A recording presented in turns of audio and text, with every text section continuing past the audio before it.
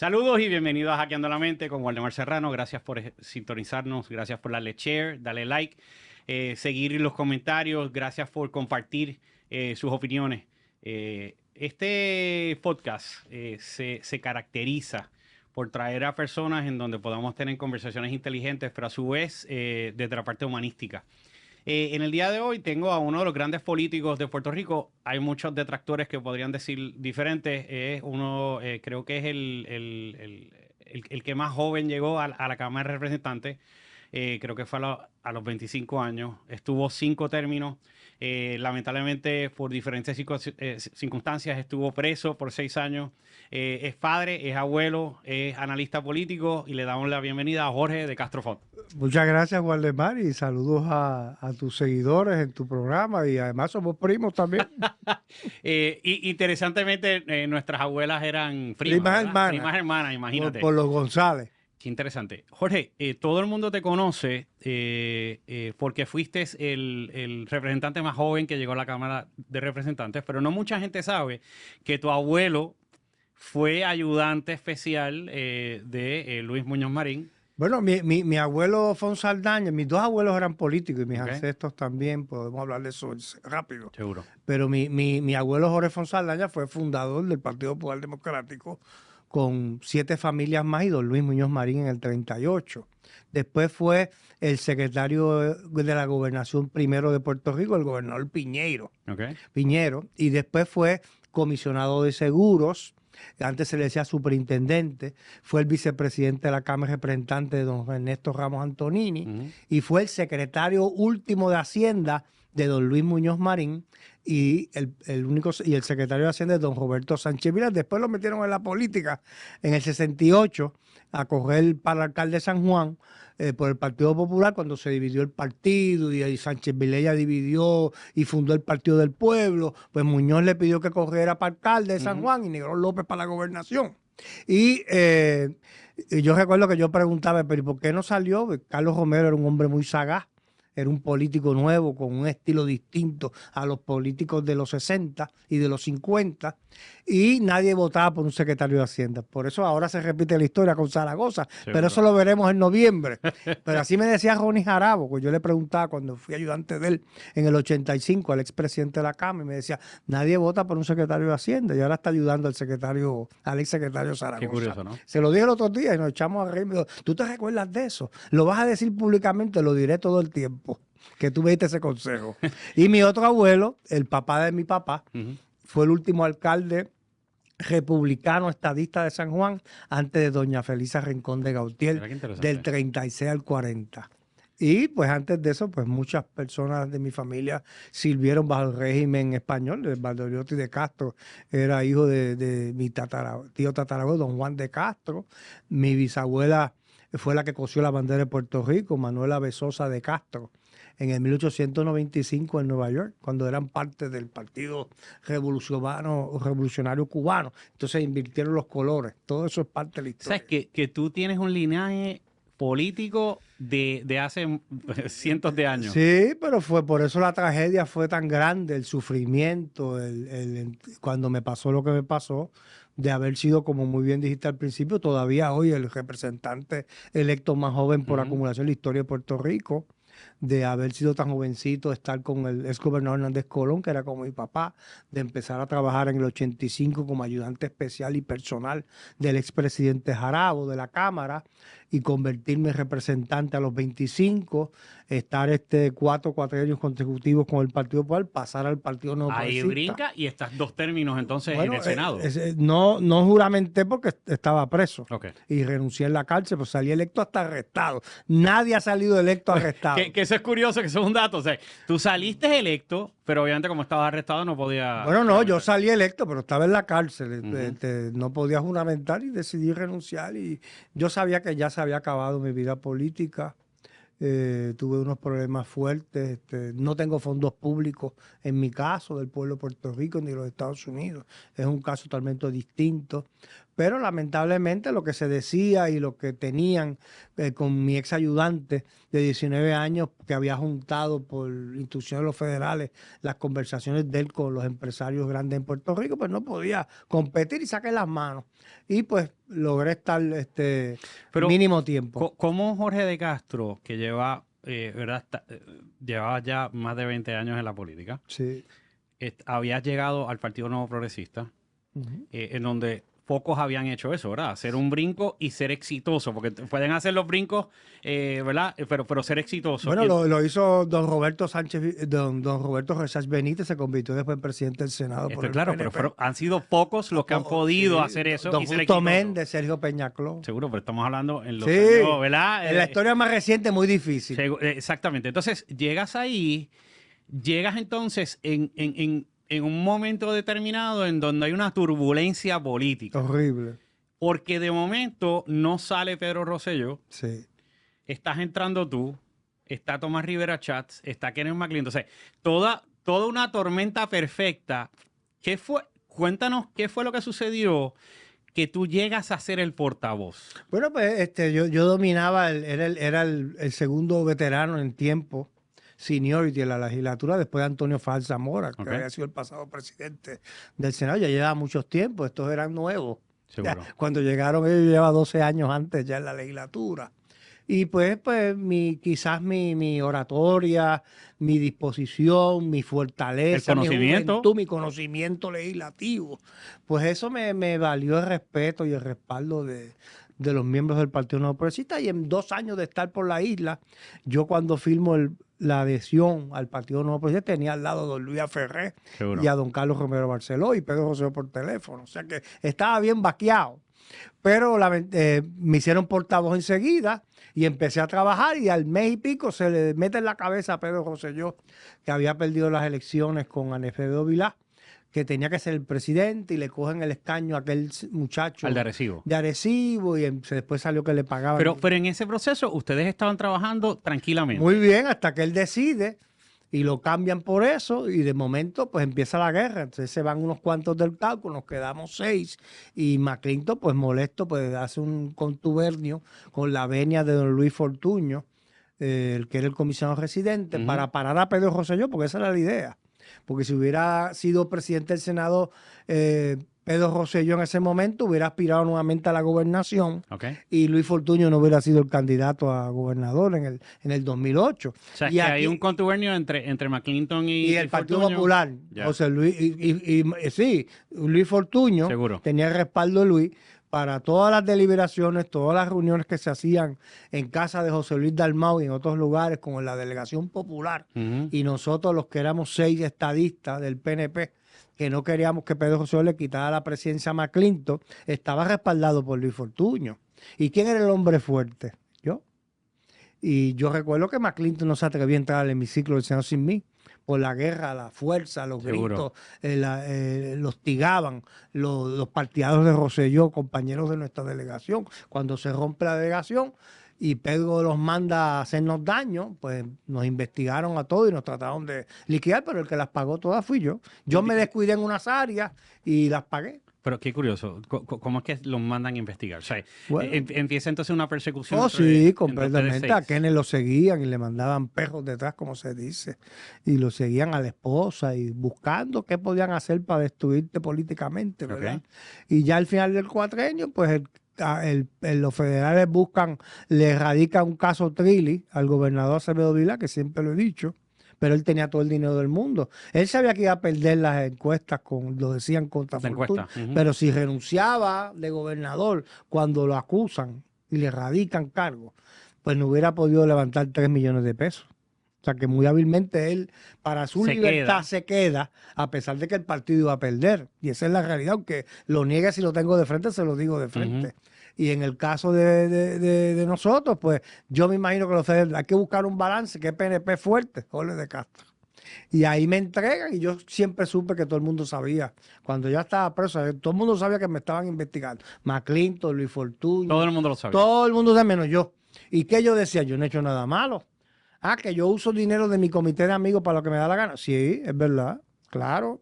y uso mi tarjeta, tengo 4 tarjetas y cuando no hay dinero del comité o no me llegó el dinero del empresario para ayudarme en esto o lo otro, yo saco mi tarjeta y la reembolso con dinero en O efectivo. sea, que si acaso en aquel momento hubiese sido un delito menos grave o un delito en contra de la ley electoral, si acaso en Bueno, aquel momento. ahora ya el Supremo dijo, pero fue después que yo salí, que yo fui arrestado y preso. Ujú. El Supremo ya dijo que los regalos a los políticos son gift.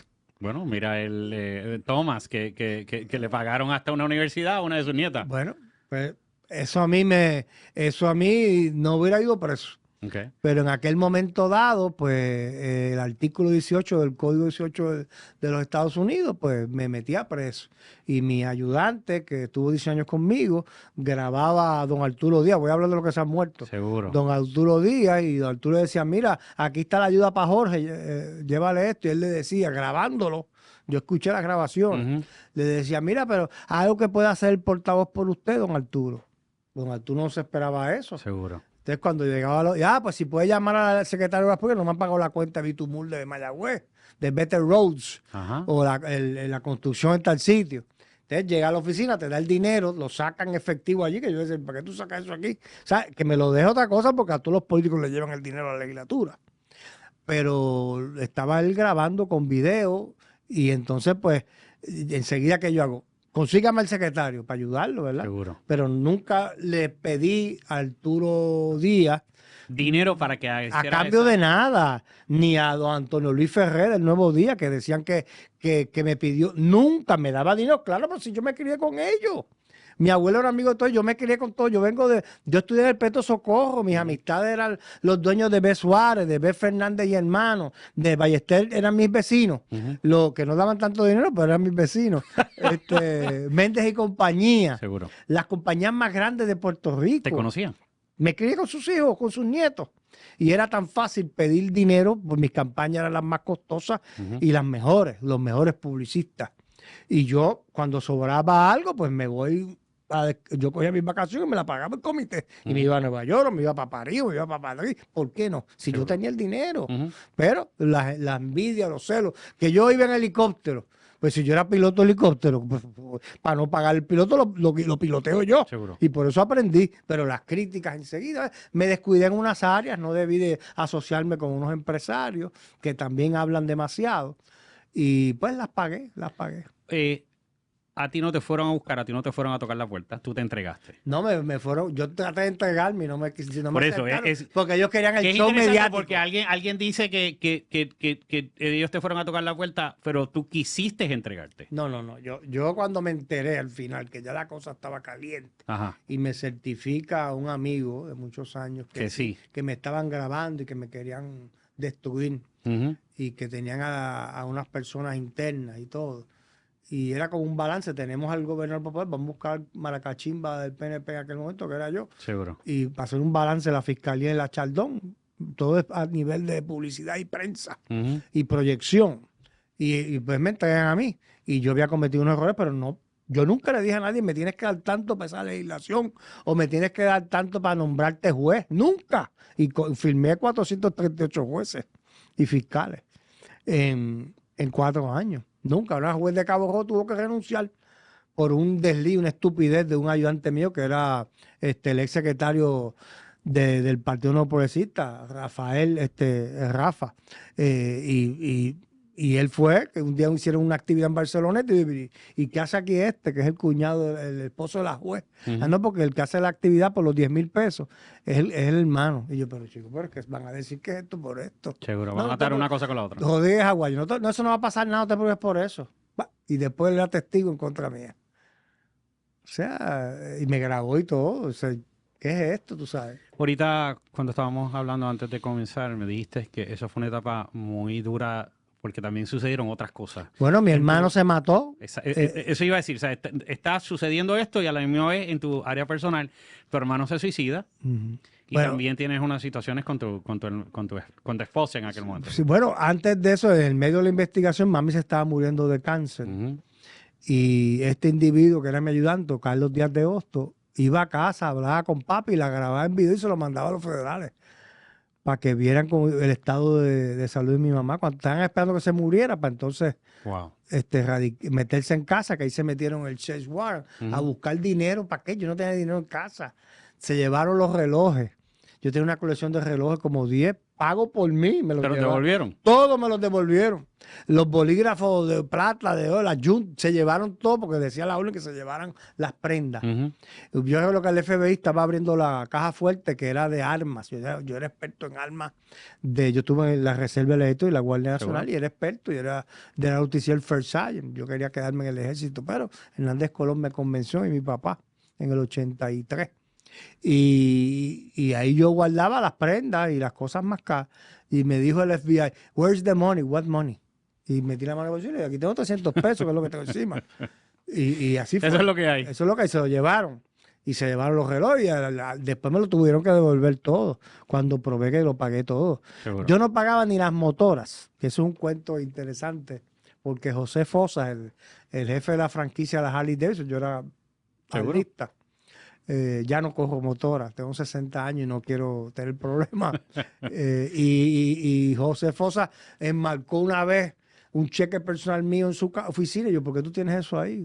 Cuando le fui a comprar otra motora, dice, no, porque tú eres el único político que me compra las motoras, los jet ski o los Ford Track con un cheque personal. Y yo, ¿cómo te los pagan los otros? Exacto. En una bolsita de papel, cash. Claro, lo pagan los empresarios, lo que levantan. Y yo fui el único que le pagaba. O sea, que él tenía un cheque allí enmarcado tuyo. Sí, fotocopia, porque el cheque lo acabó. Obvio. Y yo le decía, ¿por qué? No, porque tú eres el único. Todos los demás pagan cash. Y digo, pero es que no, eso es personal. Fíjate. Y me metieron preso. Tu mamá se está muriendo de cáncer. Tu hermano. Y entonces mi mamá se muere el 18 de julio. Y en octubre 2, el día del cumpleaños de mi hermana, chiquita, se meten en casa con el squad team, porque yo hablando un día con un ex senador, dije, van a ver, dicen que van para tu casa. Yo, si ven, yo estoy armado aquí hasta las tetas. Me grabaron, yo lo que dije fue relajando. Yo tenía 1000 balas, 223, porque yo era tirador, tenía como 13 armas. Pero todas eran legales. Claro, yo era tiro al blanco y era un experto en armas. Y pues se metieron con el SWAT, hicieron un show. Yo peleé con ellos en la entrada. Mi ex esposa estaba colaborando y su papá, Lisandra Delgado, y la sacaron antes para cuidarla con una llamada que había chocado y que el carro a las 11 y pico de la noche, ella fue y movió el carro del parking de abajo y lo puso en visita. Y yo, ¿qué tú haces? No, que voy a sacar el carro porque tú te vas temprano. Embuste. Era que los federales no querían el carro ahí por cualquier cosa para sacarla. El testigo siempre lo protege. Ella era la testigo, uno de los testigos. Y se la llevaron. Ella salió por la puerta. Yo me puse, yo, ¿qué tú haces? Cuando llamó la guardia del condominio. Y yo le escuché el teléfono de la cocina. Ella lo cogió en el cuarto. Había peleado conmigo por la noche y me fui a dormir a la sala. Rarísimo. Yo había buscado a los nenes a Ponce y peleó conmigo. Qué raro. Por estupideces yo evitaba, me fui para la sala, como cualquier matrimonio, ¿verdad? Y entonces vengo y cogí el teléfono y la guardia le dice, parece una computadora la guardia, que venga a buscarse una de Castrofón el carro, le chocaron y está la policía. A las 5:30 de la mañana, hello, 5 de la mañana. Y ya tú te... Entonces cuando ya de momento sale, antes había pasado por la cocina, parece que estaba pendiente la llamada, y yo la vi que pasó en panty con un t-shirt. Y digo, qué raro que está. Yo me levanto a las 4 de la mañana. Y después de momento, cuando se la llama, enganchó, no dijo nada. Se puso un jacket, una falda y salió por la puerta. Yo me voy corriendo, me pongo un mahón, me pongo una 45 en la cintura con 4 peines. A ver qué es lo que estaba pasando al mahón. Cuando se va por la puerta, me para el FBI, dos agentes en el paso. Allí mismo. Ya estaban allí, me enseñan FBI, we have a search warrant, usted está armado. Y cuando miro para la izquierda está el SWAT team con el listo. para romperme la puerta y tengo mis hijos durmiendo en adentro. Y ¿qué es esto? Tú sabes. Entonces yo pues se me activaron todos los ojos, me pongo contra la pared, me dice, usted está armado y saco la cuadrilla y los 4 peines. Seguro. Porque estás en tu casa y legalmente... Yo voy a salir para abajo de algo raro, voy armado. Yo me tiraba a tiros antes por ahí, pero eso no lo vamos a hablar. Cuando me trataban de asaltar, me trataron de matar 2 veces. Por eso tenía escolta Pero, policíaca. pero te trataron de matar antes de todo esto. Sí, antes de eso, en la historia de mi carrera política. Pero cuando estabas en la En la, Cámara, en la Cámara, en dos circunstancias, una con el 95, en un residencial, me trataron de apuñalar, el escolta lo paró y otra vez al frente de casa le metieron 3 tiros, un sargento que me estaba cuidando. El día que no quise ir a correr, que yo corría de casa Ujú. al Morro o al gimnasio de Julián Gil en Condado, y ese día no quise ir, no me sentía bien. Y el sargento se quedó afuera. Yo le había dicho una semana antes, estamos amenazados, cuidado que estás de espalda a la entrada de la calle. Estate pendiente. Y le metieron 2 tiros en el hombro. Yo lo llevé al centro médico. Vi los tipos cuando se fueron. Seguro. Apunté, pero estaba muy lejos. Y ya había gente entrando a la iglesia del Perpetuo Socorro en Miramar y yo no iba a disparar un tiro allí. Por poco disparo. Ellos disparan 3 tiros. Y yo por poco E disparo. impactaron entonces al sargento que estaba Le ahí. metieron 2 tiros, uno en el hombro y uno va casi encima del antebrazo. Ujú. Y, y otro tiro cayó en un apartamento que estaba haciendo un revoltillo la señora y le cayó en el sartén. Después se llevó a la policía, una Qué vecina de Miramar. interesante. Y pues yo tuve escolta 12 años. Entonces, están entrando. Entonces cuando están entrando. Obviamente te están bosteando, le dices que tienen la 45. Te las doy y cuando de momento viene el SWAT, dice una señal, entonces el SWAT vienen corriendo a tumbarla, pero yo tengo la llave aquí. ¿Qué pasa? Empezó a gritarle. Seguro. Y no me contesta y cuando van a romper, yo me le tiro contra el martillo ese. Ajá. Y empiezan a sacar las MP5, yo se las agarro los cañones y empezó a pelear con los 3. A pelear en la entrada. Y les dije, en inglés, me tienen que matar. You gotta kill me. I don't give a fuck, le Sí, dije. sí. Y mátenme, pero ahí están mis hijos. Tú no vas a entrar con mis hijos armados así. Seguro. Me tienes que matar. Y empezó a forcejear con los 3. En la entrada. En la entrada de la puerta de mi condominio, bim bam por todos lados. Yo los Ujú. movía para allá, los tiraba para allá. Por poco me dan con la culata en la cara. Ujú. De momento grita una Vecina. una señora, que grita una agente del FBI, una señora mayor grande, que Ok. era la jefa, parece. Y se te cal- Y todo el mundo se calmó. se calmaron y me dijo, ¿qué pasa? Y yo, ¿qué pasa qué? Que van a entrar así a mis hijos, déjenme sacar a mis hijos. Que me corte un agente y después hagan lo que le dé la gana. Seguro. No me importa. Los nenes estaban los 3. Estaban los 2 chiquitos. Andrea. Y yo los desperté, los cargué, me los saqué por la puerta, Ok. custodiado yo, llamé a mi papá y vinieron mis Y papás. entonces tu papá Papá vino y ya se habían llevado a la testigo, que era mi ex, Seguro. a la cooperadora, y mi papá, yo la había hablando con un agente antes de que se la llevaran. Ujú. Y entonces mi papá llegó como a los 10, 15 minutos de Miramar Y se lo llevó. y se los llevó. Y yo estuve allá hasta las 3:30 de la tarde sentado en el sofá, así, Esperando. con un agente al frente, con la 45 mil en la mano. En lo que ellos hacían todo el show de chequear toda la casa con toda la tecnología del mundo, le pasaban una máquina que se ponían en la cintura por las paredes, porque se había clavo.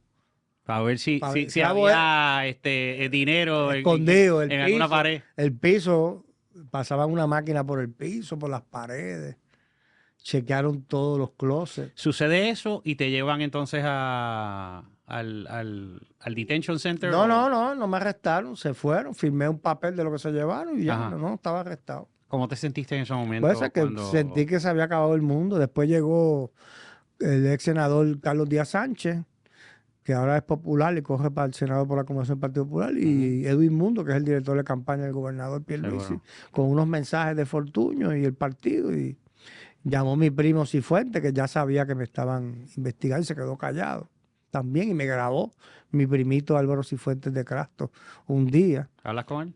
No se murió, se murió hace 2 ¿hablaste años. con él antes? Nunca hablé con él después, jamás, nunca. Ok. Después de eso yo no hablé con más nadie. Entonces, sucede esto, te enteras que tu esposa está siendo testigo. No, eso me enteré estando yo ya preso. O sea, que tú no te enteraste no. en el proceso. O sea, que ella No, siguió viviendo contigo. Sí, después regresó como si nada Ajá. y estuvo allá hasta que me volvieron a meter preso en diciembre. Ok. Eh, Pero te metieron preso porque habías violado alguna... sí, porque me enfermé, estaba mal. Cuando dices mal, ¿a qué te refieres? Pues yo creía que se había acabado el mundo y la mente se te va. Después de eso al mes se mató mi hermano, mi hermanito Ujú, mami se murió antes del search warrant, antes de que me arrestaran en octubre 2, después del search warrant, que fue en julio, por ahí, o agosto. ujú. eh, pues me arrestan y eso, y yo iba a testificar, mi hermano se mata en septiembre 22, se metió 60 sana y se suicidó. No, fue al año después. Primero fue mami, después me Szechuan, después el arresto. Recuerdo, yo iba a testificar ante elecciones en el gran jurado que me estaba investigando. Y yo decía, señor, déjame ir al gran jurado, yo no tengo nada, ¿qué pasa? Seguro. Déjame explicarle a los 23 ciudadanos. Y estaba pautado para ir, y la abogada lo sabía, estábamos declarados en justicia para conseguir inmunidad. Y declaré como 6 horas, me tardé mucho tiempo y el fiscal decidió mandarme a arrestar. Y no me dejó declarar. Y ahí me arrestaron. Cuando llegué a la oficina del abogado, que ya sabía que me iban a arrestar en su oficina, me entregó también como un perro. La abogada. La abogada sí me entregó y mi papá estaba allí, me quitaba la correa y eso, y me arrestaron y me fui. Y después estuve como un mes y pico en la federal y ahí se acabó todo, las elecciones, todo preso. Y yo creía que se había acabado el mundo, pero ¿Cómo no. fue esa primera noche allí? Horrible, horrible, imagínate. Fue en el calabozo, en la celda, ellos le dicen el chu. Estaba en la celda que están cámaras por todas partes, te dan una frisita. Es una tabla, no tenía ni mata, era una tabla en metal. Y ya no tienes almohada. Y allí dormí hasta que empiezan a gritarte los pelos, porque el conocido era yo, Seguro. el famoso era yo. ¿Qué te decían los presos? Barbaridades, barbaridades. Desde HP. No, barbaridades. Y después, pues tú después tienes que pelear. Cuando te pasan después a la galera, pues tienes que defenderte. Eso es interesante. Mucha gente no sabe que tú también practicabas artes marciales. Yo todavía, as of today. Practicas Sí. artes marciales. Y escuché Y en una boxeé muchos entrevista, años, boxeé también. en una entrevista que diste hace poco, no me acuerdo dónde fue, estabas explicando sobre una situación que tú tuviste en la cárcel. Que tuviste que, o sea, cuando uno entra a la cárcel, uno se cree que la cárcel es algo fácil. Alicia, el país de las maravillas. Exacto, pero allí tú tienes que darte a respetar. O sea, tú puedes tener un nombre fuera de la cárcel, pero dentro de la cárcel tienes que hacer un nombre. Bueno, la verdad es que tú no quisieras, pero yo tuve que poner mi cuerpo a los 50 años, como cuando tenía 18, que estaba en el ejército, que yo me tiraba de donde fuera y que quería ser boina verde. O sea, que empezaste a hacer ejercicio allí. Bueno, yo hacía, pero no como tuve que poner mi cuerpo. Ok. O sea, tú tener 50 años y poner el cuerpo a los 18. Yo a veces creo hoy a los 60 que me tengo tantas dolamas por el esfuerzo tan bárbaro que hice de Ujú. mayor para protegerme de que no me golpearan y poder tener la fuerza con una mano y romperle una muñeca o unos dedos a una persona o el codo o el hombro con un movimiento en una técnica o tirar a una persona de 200 libras con 6 pies 2 pulgadas a 10 pies de altura, Seguro. como lo hice. O zafarme de, ¿Fueron aquí de un preso que o me en trata de Estados Unidos? ahorcar. Por eso, pero Aquí fueron 4 veces aquí y 3 veces en Estados Unidos, sí. Y 2 veces en la estatal. Yo estuve en la estatal un año también. leí también que te hiciste, que esto está curioso, ¿no? Con uno de los drug lords de Puerto Rico. Ah, sí. Cuéntame esa historia, porque es curioso, porque te lo encuentras, o sea, tú te empiezas a encontrar, me imagino que a políticos y a... Bueno, no y habían a- políticos, no. Cuando yo llego no habían políticos, No había. eran asesinos. Y está suelto con todos ellos. Entonces, en la galera que estaba, la federal, prácticamente el más conocido es Alex Trujillo. Ujú. Pero estaba la gente de Ángelo Millones, estaba la gente de la Perla, de los grandes, estaba el que mató a mi amigo, el canadiense Adam, que increíblemente, Se fue el viejo San Juan. sí, estaba todo el mundo allí. Y entonces Alex Trujillo pidió que si yo podía irme a la celda con él. O sea, de ir de roommates. Sí, de roommate, sí. Él Qué tenía, interesante. y me pidió y me quedé con él casi 2 años allí, año y pico. ¿Y no te hasta- extrañó eso? No, porque él era el pastor, él allí estaba, Ah, ya él estaba, ya, ya él llevaba años y estaba convertido, estaba esperando sus acuerdos con los Estados Unidos, con justicia y con estatal.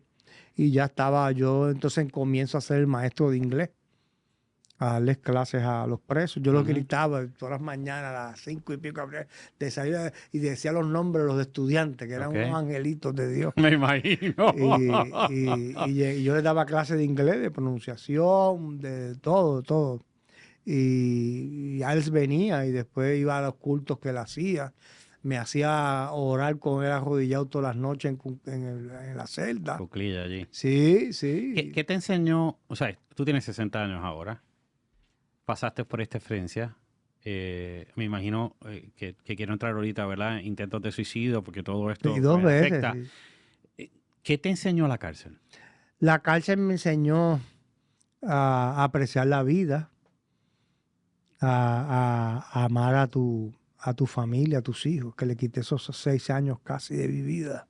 Cuando salí, mi padre ya estaba con Alzheimer, me reconoció una sola vez en los 10 meses que vivió estando yo fuera. A apreciar quiénes son tus amigos, seleccionarlos, y a no mandarte muchas cosas que después las vas a tener que pagar todas, ¿verdad?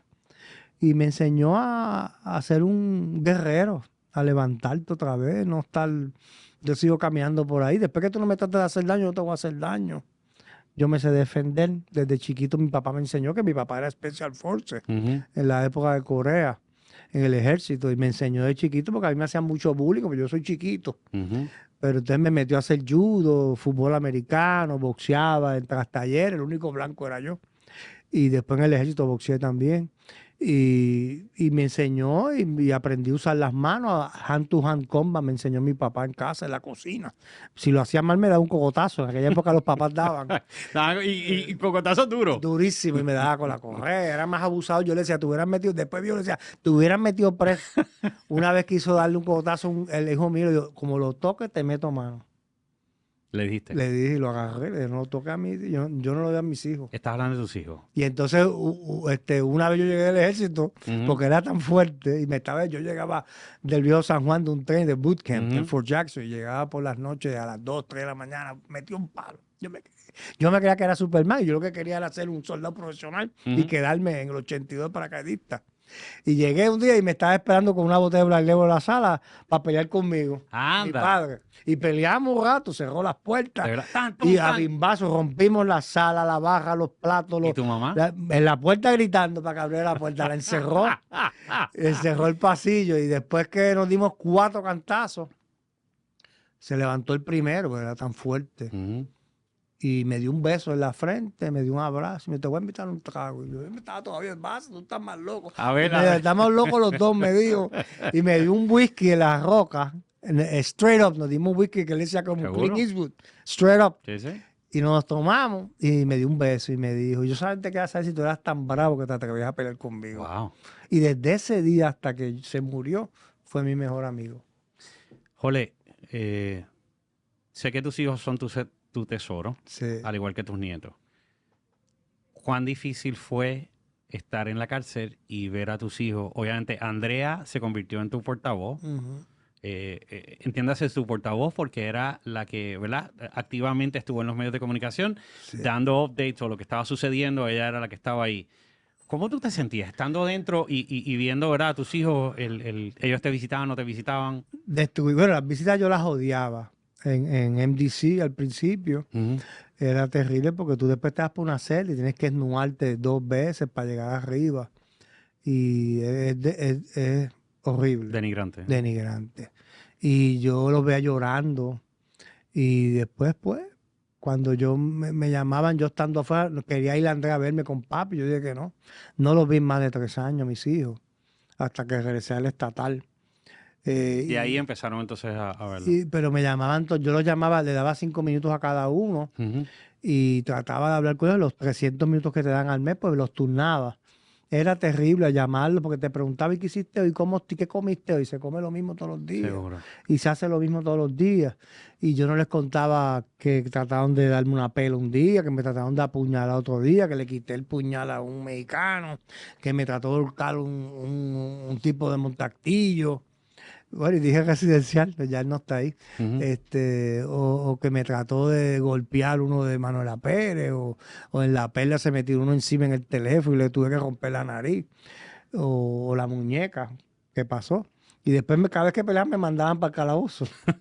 Y un día me llamó el capitán de MDC y me dijo, mire, de Castrofón, usted sabe arte marcial y boxear, estuvo en el estaba abusando con estos muchachos. Y digo, ¿pero usted cree que yo estoy en Galicia, en el País de las Maravillas? el que se Yo me acerque. tengo que defender. Sí, yo le digo, si yo veo una mano por aquí, le voy a meter y la van a perder. Ujú. Y así estuve 6 años. Yo recuerdo que cuando llegué a la estatal había un preso corrupto guardia penal en la 501 y le dijo a la gente que me daba una pela y que me iba a apuñalar. Me dijo, lo cojo, lo voy a apuñalar. Wow. Y un día yo estaba ya pendiente, porque ya me lo había dicho todo, pero todos lo dicen. Ujú. Y estaba jugando eso, cuando estaba jugando con 3 policías corruptos y cuando subió las manos, yo me iba a dar y le tuve que meter por la 100. Ahí mismo y después le di con... Tú tienes que darle con toda la fuerza de tu vida. Sí, porque si no, ¿eres tú o él? Exacto. Entonces después que le di, lo cogí por el cuello con la mano, ¿verdad? Para quedarme con su garganta en la mano. Y lo arrastré para meterlo en la celda y seguir con él y terminarlo allí. No es terminar matarlo como en las películas, pero que le cueste Ujú. por lo que hizo. Y después me radicó una querella bien cobarde la policía. Vino la policía, hicieron una investigación para dañarme la salida. Yo me iba al mes. Los presos quieren hacerte daño para que no te vayas.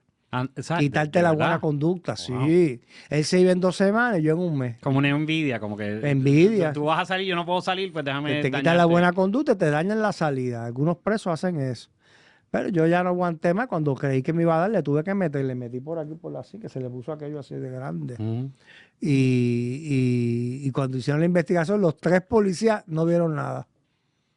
Y que yo, pues, lo que vieron fue que De Castrofón se defendió, Seguro. que era verdad.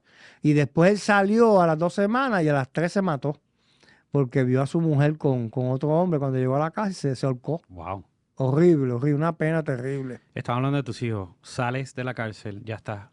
¿Cómo ha sido ese proceso de reconectar con ellos? Pues fue formidable. Al otro día en casa me hicieron ellos una fiesta, me recibieron. Yo estaba con probatoria estatal y federal y con grilletes. No podía salir ni echar ni a botar la basura de mi apartamento. Así estuve mucho tiempo. Ujú. Y tenía que reportarme en la federal, reportarme en la estatal. Llegaban a la hora que daba la gana a casa, a chequearme, a orinar en dopaje, 20 cosas. Después va la cosa bajando, pero mis hijos, al otro día, mi nena chiquita, Sofía, me pidió mudarse conmigo, que la mamá se molestó. Jessica. Sí, y entonces se vino a vivir conmigo hasta agosto, que llegué de Suiza con una noviecita que tenía. Y me dijo, yo te cuidé los perros hasta aquí, me conseguí un apartamento en Coupé y ahora me voy a independizar. ¿Y ella tenía cuántos años? Bueno, ella tiene 28, tuvo como 7, 8 años, tenía casi 19, 20 O sea, años. ella quería vivir Se con fue a papá. vivir conmigo y nada O más sea, llevaba 6 años sin verte y quiero estar contigo. le dijo a su mamá, yo ahora ya estuve contigo en Ponce, Ahora me voy con me papi. voy con mi papá y se vino conmigo. El nene estuvo un tiempo también viviendo conmigo después y los tenía allí en casa. Y tuvimos tremendo. Cuando vino el huracán María estaba la novia que yo tenía en aquel momento, que era otra. Ajá. Y tuvimos como 40 días con la novia en aquel momento, los perritos míos y Andrea con su bebé, con el nieto. Y el perro del nieto, que todavía está allí, se quedó allí en casa porque ya no lo cuidaba, un pequinés choc. Y vino Jorge con su novia, que ahora se casaron, Ujú. tiene un hijo hace 2 meses, Mateo, mi nieto, mi segundo nieto. Ujú. Y Sofía también, y estuvimos todos allí en casa, y inventamos y cuidamos 40 y pico de días sin luz y con problemas con la planta, todo. 20 cosas. Pero mi vida es mis hijos. Mis hijos me dieron esa fuerza. Yo me levanté, les dije, no tengo un centavo, pero hay cabeza aquí para hacer dinero. Y Seguro. empecé otra vez. Y no me quejo, no estoy por ahí quejándome. Me levanté, empecé a trabajar con el amigo don Salomón Levy, que me honró que me iba a dar trabajo.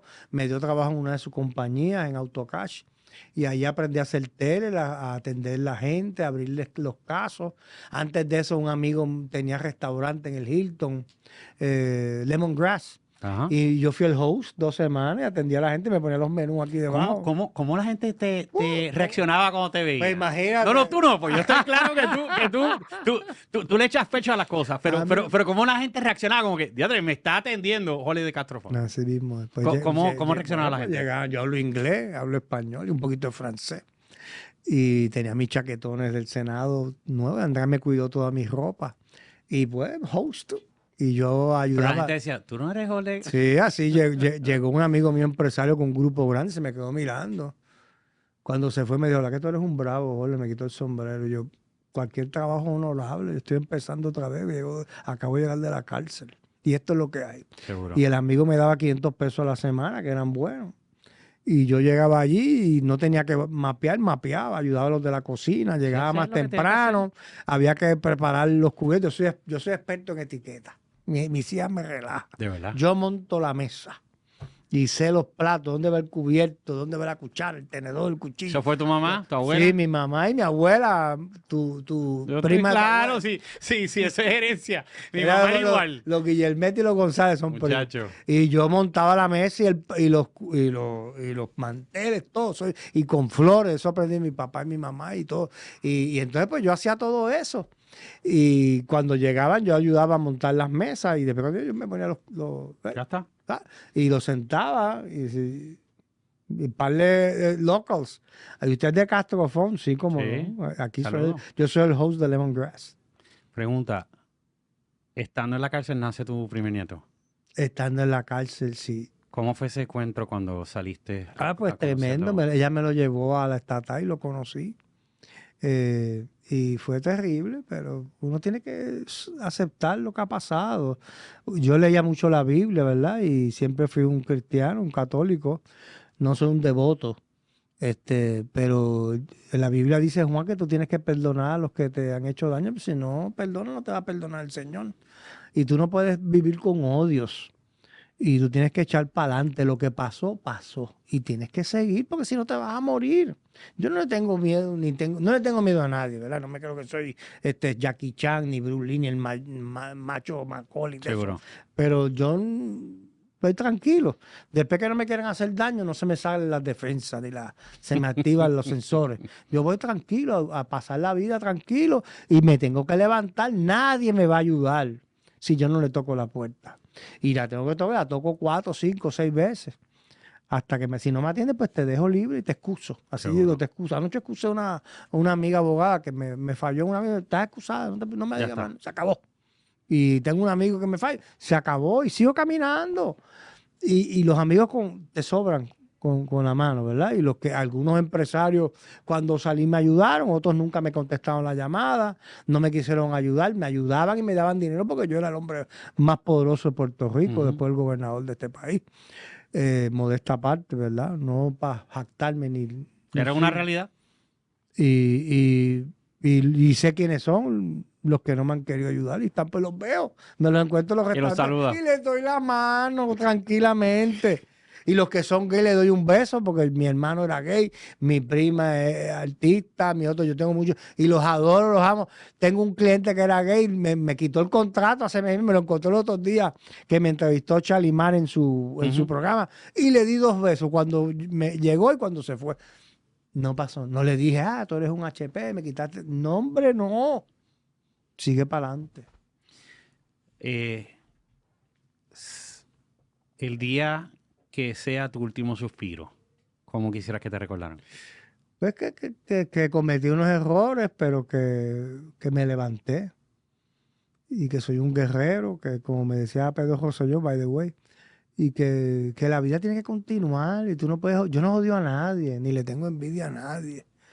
Y a veces tengo situaciones, yo estuve de analista político dando candela que me dieron la oportunidad el señor Cancela. Tuve 4 años hasta que cerraron el programa. Ahora volví El Poder del Pueblo en el Canal 11 de 3 a 4.